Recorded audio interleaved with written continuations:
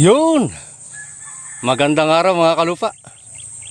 Yung ating RC27 na bagong variety nating kinuha. Ayan o. Hinog na! At tayo magpapaani na bukas.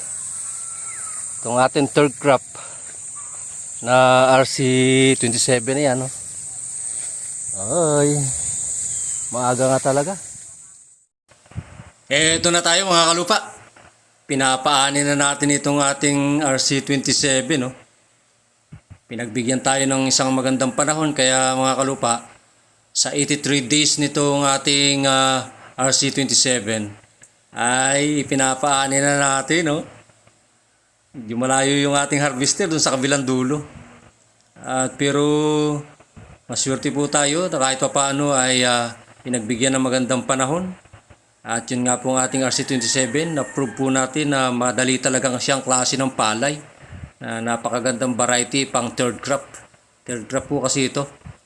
At plano po natin ay mag-iwi ng binhing ito.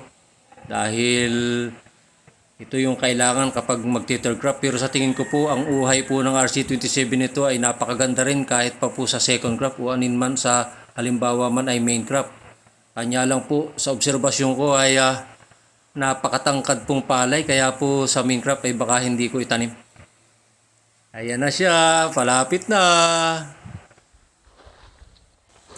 Ito na mga kalupa. Binilad na natin yung ating ani oh.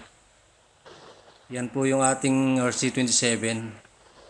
Ayos din, maputi din yung kanyang bigi.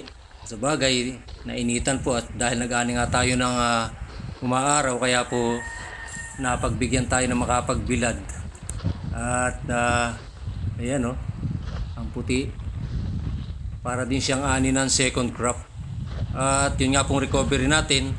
Sa atin pong inanihan nito na 0.6 hectare ay umani po tayo ng 41 kabans. May bawas po kasi ng hayop. Kasi nga nasa dulo tayo ng ating area sa pagti-third crop at saka bukod sa ron walang masyadong katabi, pero yun pong recovery na to sa tingin ko po ay isang magandang sinyalis na magandang klaseng palay po itong ating RC27. Dahil kaya nga po lamang naman talaga siya may bawas ay dahil nga po ng walang masyadong naging kasabay. Bukod sa ron syempre yung mga hayop ay walang ibang pupuntahan kaya yun nga po. At bilang obserbasyon, maganda po itong recovery ng RC27 pong ito. Kung ito po siguro ay nasa tamang panahon na maraming mga kasabay, ay baka nakakita tayo ng 100% sa per area po nitong RC27. At sa oras pong ito,